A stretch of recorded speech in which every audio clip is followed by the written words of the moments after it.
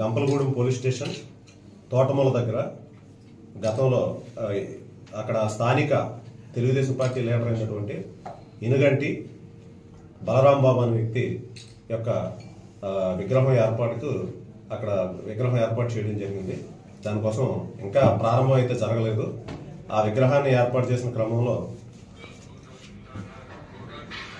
మోదుగుమూడి శ్రీనివాసు, కొంగల వినాయకరావు, ఇరుకులపాటి రాంబాబు అనే ఇలా ముగ్గురు వ్యక్తులు కూడా ఇందులో మోదుగుమూడి శ్రీనివాస్ అనే అతను 14వ తారీఖు రాత్రి 14/9/2025 రాత్రి సుమారు 10:30 గంటల సమయంలో ఆ విగ్రహాన్ని ధ్వంసం చేయడం జరిగింది. సుత్తితో తీసుకొని కొట్టడం ద్వారా ధ్వంసం చేయడం జరిగింది.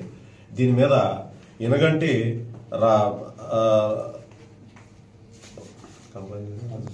ఇనగంటి మధుసూదన్ రావు అని అతను ఇచ్చిన ఫిర్యాదు మీద దాని మీద కేసు రిజిస్టర్ చేయడం జరిగింది. Crime number 128/2025, 196, 324, 353, 61 Class 2 that with 3 and 5 BNS ప్రకారం గంపలగూడెం పోలీస్ స్టేషన్ లో కేసు నమోదు చేయడం జరిగింది.